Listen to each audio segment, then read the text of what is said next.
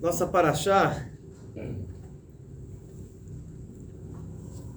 no Humash de hoje, do Ritas de hoje, lemos como, após o falecimento de Miriam, a irmã de Moshe e Aaron, o povo judeu não tinha mais água para beber. Afinal, era pelo mérito de Miriam que tinha um poço de água, que saía uma água de uma pedra, e lá, de lá, todo o acampamento israelita bebia essa água. E aí então, Deus ele fala para Moshe Rabbeinu para ele pegar a vara e reunir toda a congregação e falar com a pedra diante das pessoas e pedir para a pedra, né, para dar água para o povo. Moshe ele pegou, Deus ele manda ele pegar o cajado, o matê, né? E algo similar ao que havia acontecido 40 anos antes na saída do povo de Israel de Mitzrayim, quando Moshe Rabbeinu, Deus falou para Moshe bater na pedra. Dessa vez Deus fala para pegar o cajado, mas é só para falar com a pedra. E então Moshe reúne todo mundo e ele diz, ele vai lá diante da pedra, ele fala: Shimuna Amorim, escutem os rebeldes, né, seus rebeldes. Aminasel azenotzi lachemaim. Será que podemos tirar água dessa pedra? O que está acontecendo? Aqui explica, os Midrashim fala que o povo, eles estavam falando: será que Moshe realmente vai fazer um milagre? Será que ele vai pegar uma pedra que já dá água e vai falar que é ele que fez tirar água? Então eles não estavam acreditando muito no que Moshe Rabbeinu ia fazer.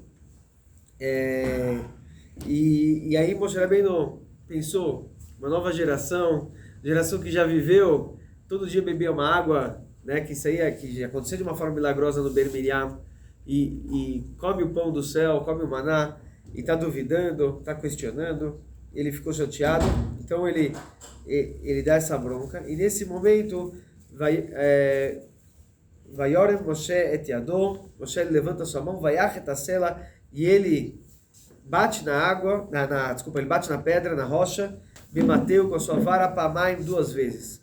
Veitziu Maim Rabim, e saiu muita água, Vatesta Edabe Uveirami, o povo então bebeu da água e também deu de beber para o seu rebanho.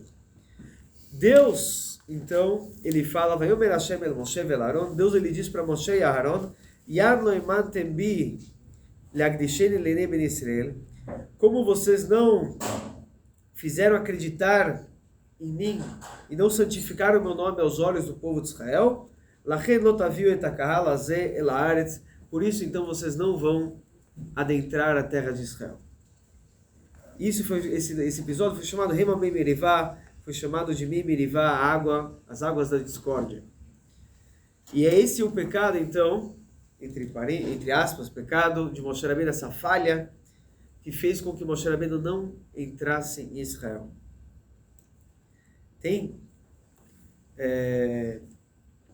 É uma coisa muito curiosa. Vamos explorar um pouco essa aqui. Isso, na verdade, é o Humash de hoje.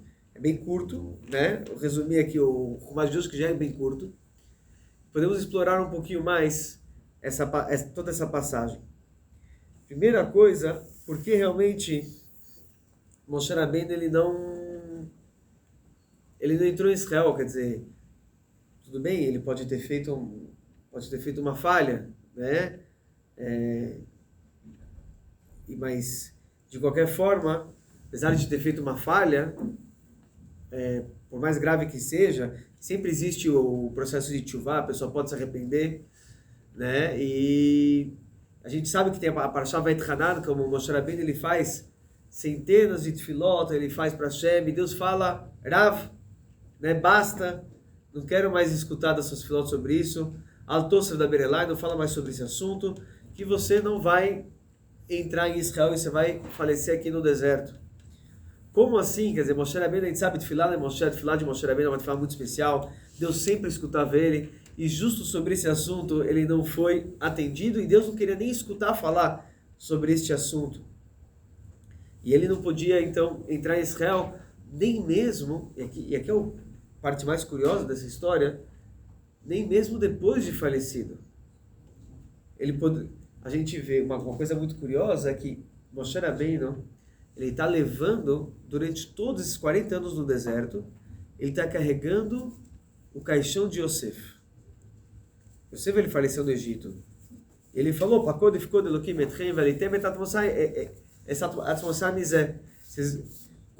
Deus salvar o povo de Israel, né, subam com o meu caixão também de volta para Israel, para ser enterrado. É assim, Yosef, que ele foi tirado de Israel na cidade de Shem, né, quando ele foi buscar seus irmãos em Shem, ele depois foi retornado para Israel e enterrado em Shem, o Kever Yosef lá. E quem estava levando Yosef, o caixão dele, por todos esses anos, 4 décadas, né, cumprindo a promessa, foi Moshe Rabbeinu. Ele que se dedicou a esse assunto. O Midrash dá conta enquanto todo mundo estava levando os tesouros do Egito, o Moshe fez questão de não... Ele foi cumprir. De levantar. Ele foi aquele que foi cumprir a promessa, o juramento, e falou, não dá para sair sem antes se ocupar de levar o Yosef junto com a gente. E por que ele, então, não é levado, porque ele também, pelo menos, não pode ser enterrado junto com o povo. Tem um Kever Moshe Rabbeinu lá em Eretz Israel, né? Como todos os grandes tiveram.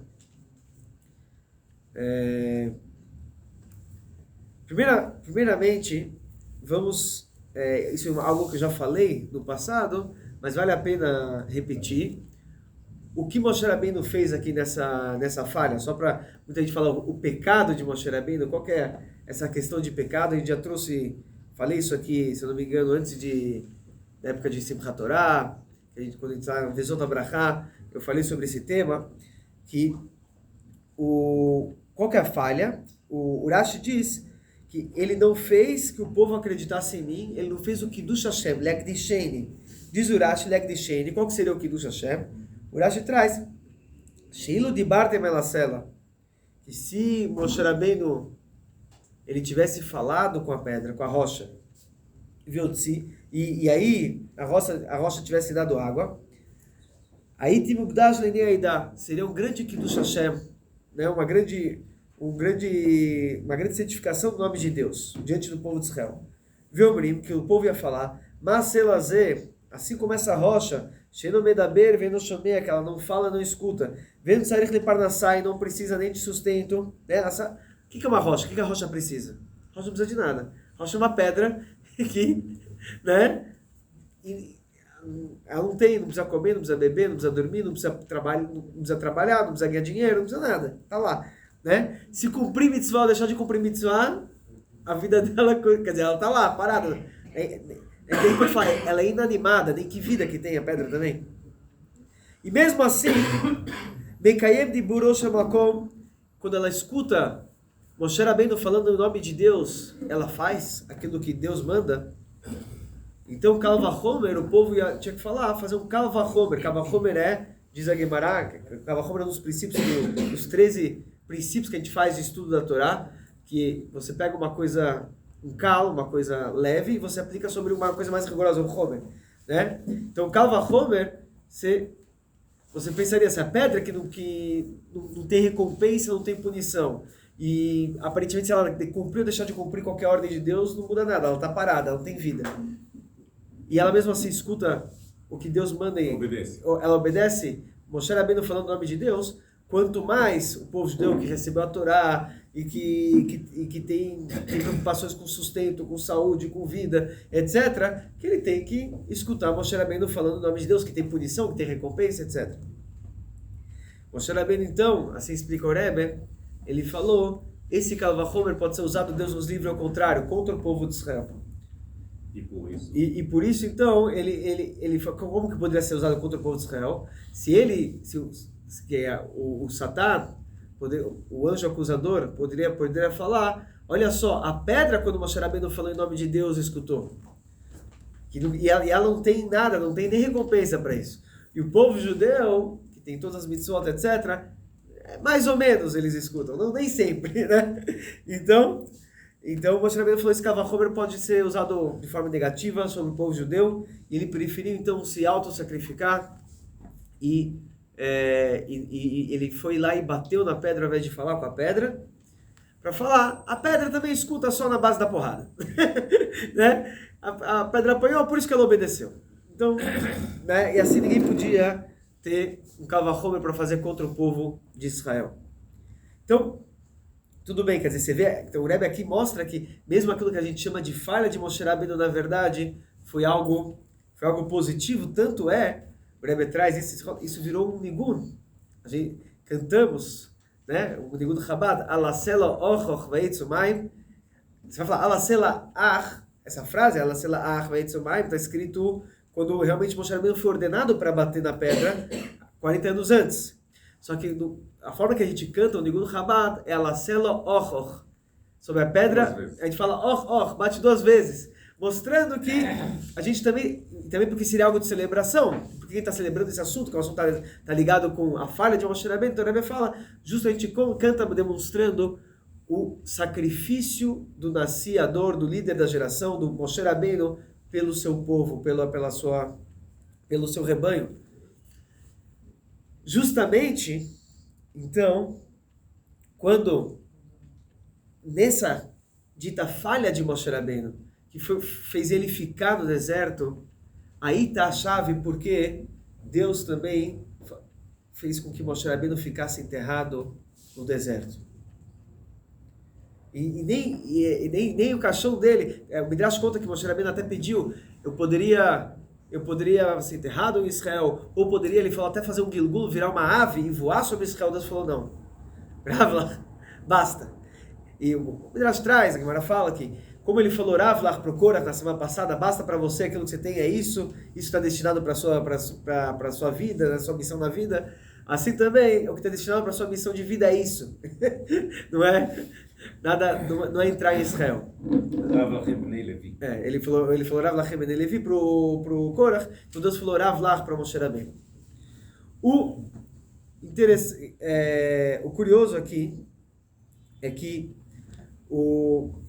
tem uma história famosa na Gemara que os judeus que viviam em Alexandria, tinha muitos judeus na época do final do segundo Beit HaMikdash, e depois ainda uma comunidade judaica imensa, enorme, em Alexandria, tinha uma famosa sinagoga em Alexandria, também até fizeram um templo lá, um templo rival do Beit HaMikdash, foi um problema lá daquela geração, que é o Beit Honion, né, que era a casa de Honion, que foi uma disputa interna lá dos descendentes dos Hashmonaim, mas está escrito que os judeus de Alexandria, eles vieram perguntar para o Rav Yeshua ben Hanania, eles falaram quando os judeus que pereceram no deserto, essa geração que pereceu no deserto, quando eles ressuscitarem na época de Tchiat HaMetim, se eles vão precisar se purificar ou não. Nossa Parashá Chukat, a gente falou ontem sobre toda a questão da purificação, né, com a vaca vermelha. Então eles perguntaram, eles vão precisar se purificar ou não quando eles ressuscitarem? E o Rav Yoshua então responde para eles, quando eles vierem a gente pergunta para eles, a gente vê. E a segunda resposta ele falou, quando eles vierem junto com Moshe Rabbeinu, a gente pergunta para ele. O que ele estava respondendo aqui? O que está por trás dessa discussão? Tem uma sirra muito famosa do Rebbe, muito comprida, mas resumindo a ideia aqui, eles estavam discutindo como é que funciona a questão da impureza. Porque a impureza, ela advém se alguém toca no corpo do falecido. Uma pessoa que tocou no corpo de um falecido, ou ficou no mesmo recinto de um corpo falecido, ele adquire, ele pega a impureza. Agora, o próprio morto, ele em si, ele mesmo não tem impureza. A impureza é de quem tocou no morto, né? Ou quem está no mesmo recinto do morto. Então, a pergunta é como é que funciona, como é que vai ser o Tchiat HaMetim.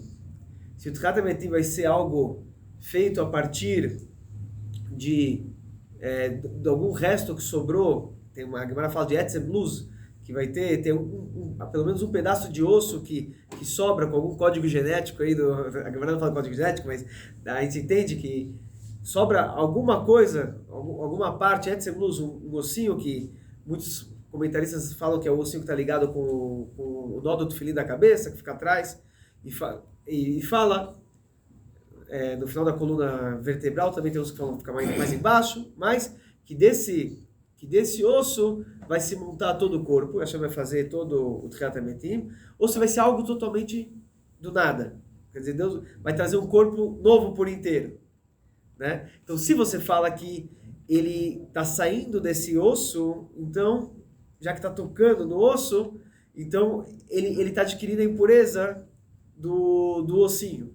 Agora, se você fala que o Tchiat HaMetim, ele é o milagre por completo, nem precisa do ossinho. É o Yesh Me'ayin. É o Yesh Me'ayin, é algo ex-nihilo, algo do nada, então ele já é puro. Essa era a pergunta, que está por trás da pergunta deles. E a resposta que ele está falando é, número 1, obviamente, isso não é prático, não é uma pergunta da Lacha, está perguntando para mim, quando chegar Mashiach a gente vê, deixa eles verem. Mas o ponto que ele estava falando é, se você fala que eles já estão vindo, porque de certa forma, está escrito na Gemara também que a geração que pereceu no deserto, eles não têm espaço no mundo vindouro. Então, aparentemente, eles não teriam parte no mundo vindouro. Então, quer dizer, deixa eles virem para a gente perguntar. Essa era a resposta que ele estava falando. Por quê? Na verdade, o que as pessoas de Alexandria estavam perguntando, eles perceberam que eles estavam morando e vivendo em Alexandria numa época que existia o templo, existia o Bet HaMikdash, o segundo Bet HaMikdash, e eles estavam fazendo um templo rival, né, ao Bet HaMikdash lá em Alexandria. Então eles estavam perguntando quem ficou de fora, se depois, quando tudo der certo, quando chegar Mashiach, se a gente ainda pode fazer parte da festa. Essa era a pergunta. E ele falou, se eles aparecerem a gente vê. Quer dizer, mostrando uma coisa complicada, mas a segunda resposta que ele deu é, quando Moshe Rabbeinu vier com eles, a gente pergunta para Moshe Rabbeinu. O que ele está querendo dizer aqui? É que justo Moshe Rabbeinu, ele ficou no deserto para não abandonar o seu povo. E uma das explicações que contam é que, inclusive, para dar chance para todo o povo ter parte do Tchiat HaMetim e voltar para Israel. O exemplo que se traz sobre isso é que uma pessoa ele perdeu uns centavos na praia, né? Ele perdeu alguns centavos na areia da praia, e ele está procurando. Então eu falo, o que você está procurando? Posso te ajudar? Eu perdi algumas moedas de alguns centavos. Eu falo, esquece, ficar procurando alguns centavos. O que ele faz então? Ele coloca uma moeda de ouro ali no meio da praia e fala, aí alguém está olhando o que você está procurando, eu estou procurando minha moeda de ouro que eu perdi, mas se ele não perdeu, ele sabe onde está. Aí todo mundo começa a procurar, encontra todos os centavos e junto ele pega a moeda de ouro. Então, por causa da moeda de ouro, se encontrou todos os centavos. Então, pelo mérito de Moshe Rabbeinu, que ele ficou no deserto, sim, todo mundo que pereceu no deserto tem o Helek Lenomabá, tem uma parte no mundo vindouro. Por isso que a gente fala, da onde a gente sabe de Tchiat HaMetim na Torá, é Azia Shir Moshe, que então cantará Moshe Rabbeinu, né, o Venei Israel, e todo o povo de Israel. Quando chegar Mashiach, Moshe Rabbeinu, ele vai ter Tchiat HaMetim e junto com todo o povo que ficou no deserto. Ou seja, quando ele bateu na pedra, ele estava demonstrando, eu estou com esse povo, né, até debaixo d'água, assim dizer, né, na água e no fogo, eu estou com eles e não abro mão. Eu estou para ele e eu estou disposto a sacrificar tudo. Então, exatamente, essa é a maior brachá, que ele ficou com o povo em toda e qualquer situação. Isso, na verdade, isso é um verdadeiro nasci, isso é um verdadeiro líder. Quando que ele falou, ele ficou no deserto para poder também estar junto e dar o mérito para todo o povo de Israel poder entrar em Israel quando chegar Tchiat HaMetim. Tem uma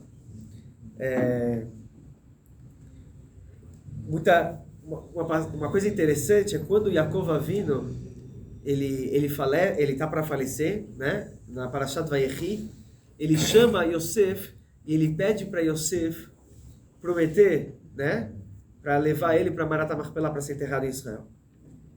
E primeiro ele manda assinar ele manda colocar a mão, né, para fazer o juramento, e depois ele fala e jura para mim, ele insiste algumas vezes. E depois que Yosef jura, ele ainda agradece. Então, pergunta por que ele precisava fazer o pedido do pai, se ele só pedir. Yosef era com certeza um filho muito bom, um grande tzadik. Se o pai pedisse, por que ele precisava fazer questão de jurar e prometer, etc., para Yaakov Avinu? Porque Yaakov Avinu ele pediu tanto para Yosef jurar sobre esse assunto. E o Rebbe fala uma coisa interessante, que Yaakov Avinu sabia que a filosofia de Yosef é que o capitão nunca abandona o barco. Ele é o último a sair do barco. Então, ele falou, tanto que Yosef mesmo, ele não pediu isso dos seus descendentes, e ele falou, eu vou sair junto com vocês do Egito. Então, como ele falou, eu vou sair junto com vocês do Egito, e essa era a filosofia de vida de Yosef, como líder. Então, Yaakov Avinu falou, ele vai querer aplicar a mesma coisa para mim. Eu sei como esse conceito é caro, importante para ele, então por isso ele faz questão de que o filho dele jurasse, né, que ele tinha. O Rebbe tem um Thomas Sihá, que ele explica que eram modos diferentes de liderança. Yaakov era mais um modo de exemplo, né? E Yosef é mais aquele que está realmente envolvido e está junto com eles. Assim como Moshe Rabbeinu está junto com o seu povo. De certa forma, o Rebbe, a gente acabamos de passar pela data de Gimel Tammuz, muitas pessoas perguntavam por diversas vezes para o Rebbe por que ele não foi para Israel, né? A verdade é que existem várias respostas. O Rebbe deu diversas respostas distintas, também de acordo com a pessoa que perguntou, né? Mas uma das... Oi? Não é um motivo só, né? São vários motivos. São vários motivos, é. Mas uma das coisas que o Rebbe falou diversas vezes, quando pessoas perguntavam sobre isso, ele falou: quem vai cuidar dos judim que estão fora de Israel, né? Quem vai se preocupar com os judim que estão fora? Ele falou: Israel já tem grandes tzadikim, grandes líderes, grandes rebbeim, e precisa de alguém para cuidar dos judim que estão fora de Israel. Ou seja, você sentia no Rebbe essa questão de ele vai entrar, Bezrat Hashem, junto com o povo de Israel, com a vinda de Mashiach, se Deus quiser. A Yom Yom de hoje,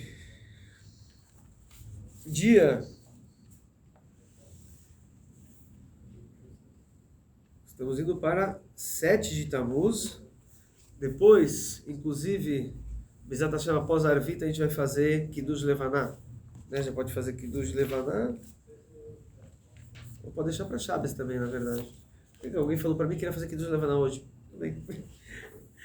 Existe um assunto, na verdade, que se Motzei Shabbat cai depois do dia 11 do mês, é melhor fazer durante a semana para não deixar para poucos dias. Mas eu estou vendo aqui que Motzei Shabbat vai ser justo o dia 11. Então, aí depois a gente pergunta para me chamar qual que é a indicação, se faz antes ou deixa para Motzei Shabbat.